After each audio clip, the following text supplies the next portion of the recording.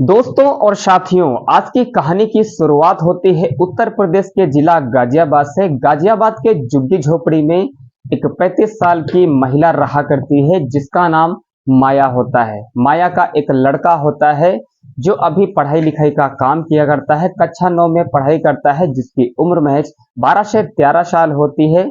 माया का पति किसी कंपनी में गार्डगिरी का काम किया करता है, वहीं से जो भी पैसे कमाता है उसी पैसों से घर का खाना खर्चा चला करता था।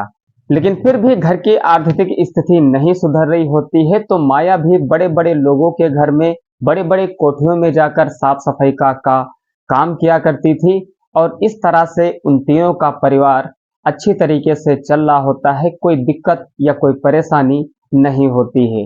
लेकिन कुछ ही दिन बाद अचानक से माया के पति के साथ एक ऐसा हादसा हो जाता है, उस हादसे में उसके पति की मौत हो जाती है।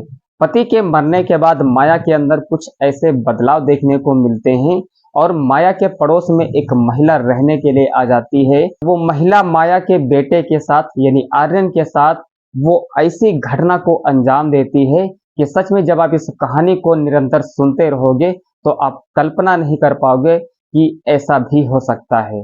तो आइए दोस्तों, इस घटना को एक कहानी के माध्यम से समझने की कोशिश करते हैं कि आखिरकार वो महिला उस आर्यन के साथ ऐसी कौन सी घटना करती है जिसे सुनने पर आपके पांव के तले जमीन खिसक जाएगी। तो दोस्तों, वीडियो में अंत तक बने रहें। चैनल पर अगर पहली बार आए हैं तो प्लीज चैनल को सब्सक्राइब और वीडियो को एक लाइक जरूर करके जाना, बेल आइकन को भी प्रेस करके जाना, ताकि जैसे मैं वीडियो अपलोड करूं उसका नोटिफिकेशन फटाक से आपके पास पहुंच जाए। नमस्कार, स्वागत है आप सभी का हमारे YouTube चैनल पर। आई होप आप सब बहुत अच्छे होंगे, जबरदस्त होंगे और मजे से मेरी वीडियो को देख रहे होंगे।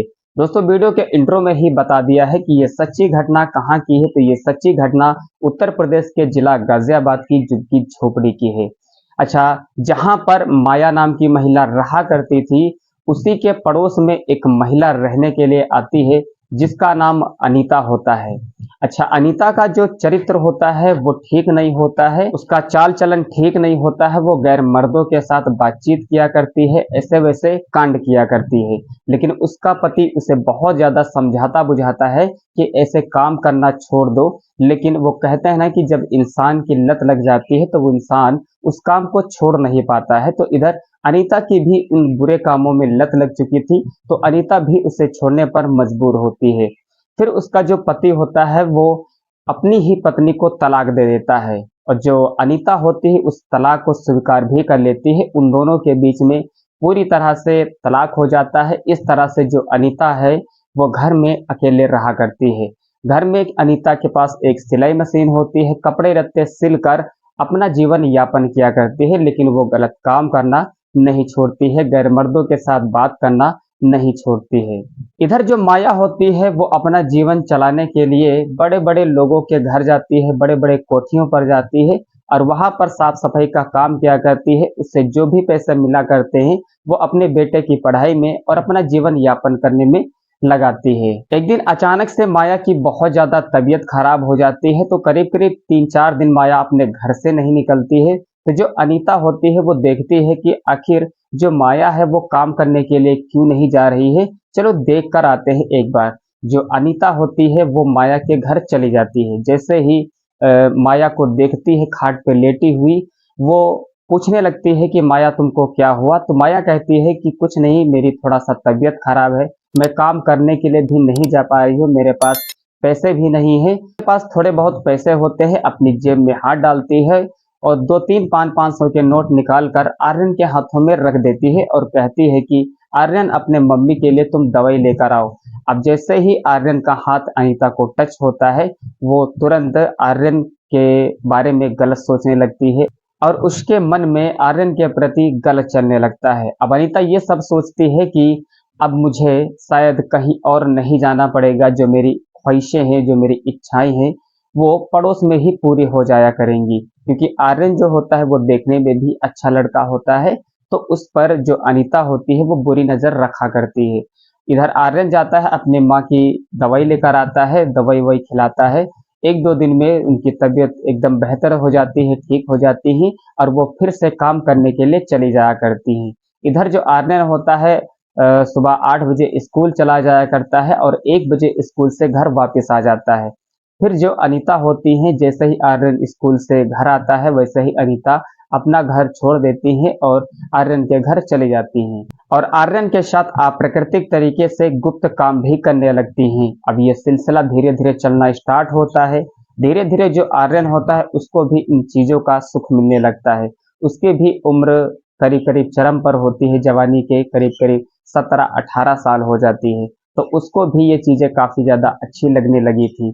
इधर जो अनीता होती है वो भी बहुत ज़्यादा आर्यन से खुश होती है और जब भी उसे टाइम मिला करता है वो तुरंत आर्यन के घर चली जाया करती है और अपनी जो ख्वाहिशें इच्छाएं होती हैं वो आर्यन से पूरा करा लेती है। अब ये सिलसिला करीब करीब 2-3 महीनों से बराबर लगातार चलता रहता है। किसी को भी कानो कान खबर नहीं होती। पड़ोस में जो लोग रहा करते हैं उनको भी कोई खबर नहीं मिलती है। एक दिन वो दोनों गुप्त तरीके से काम कर रहे होते हैं, वैसे ही माया घर में आ जाती है और दोनों को निर्वस्त्र देख लेती है। जब वो इस दृश्य को देखती है तो सच में उसके पाँव के तले जमीन खिसक जाती है। तुरंत वही अनीता को बुरा भला कहने लगती है, उसे बहुत ज़्यादा डांटने फटकारने लगती है। फिर जो अनीता होती है उसे बहुत ज़्यादा समझाती बुझाती है और कहती है कि माया, अगर तुम इस बात को समाज में बताओगी तो तुम्हारी भी बेइज्जती होगी और हमारी भी बहुत बड़ी बेइज्जती होगी। क्यों ना हम इस बात को यहीं पर ख़त्म कर देते हैं, किसी से बताने की ज़रूरत नहीं होगी और हम लोग जो है हम आर्यन के साथ मिलना-जुलना छोड़ देंगे। लेकिन इधर आर्यन की भी लत लग चुकी होती है, तो आर्यन भी अनीता के बिना नहीं रह पाता है। जो आर्यन की माँ होती है माया, वो अपने बेटे का किसी लड़की के साथ अच्छा रिश्ता इधर-उधर देखने लगती हैं। लेकिन जो अनीता होती है उससे बार-बार कहती है कि आर्यन की मैं शादी तुमको नहीं करने दूँगी, आर्यन सिर्फ़ मेरा है, मेरा ही रहेगा। लेकिन फिर भी माया जो होती हैं वो नहीं मानती हैं। वो उसे कह देती हैं कि अब मैं अपने बेटे की शादी कर दूँगी और आस-पड़ोस में भी किसी से कहने लगती हैं कि अगर मेरे बेटे के लिए कोई अच्छा-सा रिश्ता दिखे तो मुझे ज़रूर बताना, मैं अपने बेटे की शादी कर दूँगी। इधर जो आर्यन होता है, आर्यन का बिल्कुल भी मिलना अनीता से बंद हो जाता है। उसकी जो माँ होती हैं वो कहीं नहीं जाने देती हैं, कहती हैं तुम घर पर ही रुको, अगर घर से बाहर गए तो तुम्हारी टाँगें तोड़ दूँगी। लेकिन जो आर्यन होता है वो फिर भी किसी गुप्त तरीके से वो अनीता के घर रात में चला जाया करता है और उससे मिल-जुल कर फिर से अपने घर आ जाया करता है। और इधर जो माया होती है वो अपने बेटे आर्यन से बहुत ज़्यादा परेशान हो जाती है, क्योंकि वो अनीता से मिलना-जुलना नहीं छोड़ता है। फिर जो अनीता होती है उसको एक सलाह देती है, एक मशवरा देती है, कहती है कि क्यों ना, अगर हमारे रास्ते बंद है माया की वजह से, तो क्यों ना हम उनको जान से मार दें, तो हमारा रास्ता पूरी तरह से साफ हो जाएगा। तो अब जो आर्यन होता है वो अनीता के जाल में पूरी तरह से फंस जाता है और जो अनीता होती है, जो आर्यन होता है, वो दोनों एक ऐसी घटिया योजना बनाते हैं। एक दिन क्या होता है, करीब करीब रात की 12 बजे जो आर्यन की माँ होती है माया, वो अपनी खाट पर सो रही होती है और वो दोनों लोग एक हथियार लाते हैं और उसी हथियार से मार मार कर उस महिला की यानी माया की हत्या कर देते हैं और उस लाश को ले जाकर करीब करीब घर से 3-4 किलोमीटर दूर एक जंगल होता है, वहीं पर फेंक देते हैं। लेकिन वो कहते हैं ना कि अगर पुलिस अपने पर आ जाए तो कोई भी मुजरिम और कोई भी आरोपी बच नहीं सकता है। अचानक से कुछ गांव वाले होते हैं, वो देखते हैं कि एक जंगल में बहुत सारे जानवर हैं जो कि एक महिला की लाश को नोच रहे हैं। तो जब देखते हैं तो पाते हैं कि वहाँ पर एक महिला का शव है। तो जैसे ही गाँव वाले देखते हैं वैसे फ़ौरन पुलिस को इस चीज़ की सूचना देते हैं। पुलिस मौके पर आती है, उस लाश को पोस्टमार्टम के लिए भेज देते हैं। पोस्टमार्टम की रिपोर्ट जब आती है तो पता चलता है इस महिला को चाकू से गोद-गोद कर इस महिला की हत्या कर दी गई है। सारी चीज़ें सामने आ जाती हैं।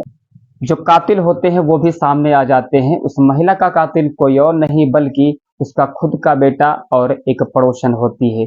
अब पुलिस उन दोनों को आसानी से गिरफ्तार कर लेती है। गिरफ्तार करने के बाद जेल ले जाती है, सलाखों के पीछे डाल देती है और उनको किए हुए की सजा देती है। सारी पूछताछ करती है। पूछताछ करने के बाद जब पुलिस पूछताछ करती है तो वो दोनों लोग जो बातें सच होती हैं वही सारी बातें बताते हैं। उन दोनों को हमेशा के लिए जेल के सलाखों के पीछे बंद कर दिया जाता है। तो दोस्तों, ये कहानी सुनने में आपको कैसे लगी? कहानी अच्छी लगी तो वीडियो को लाइक और चैनल को सब्सक्राइब जरूर करके जाना। मिलते हैं नेक्स्ट वीडियो में, तब तक के लिए धन्यवाद।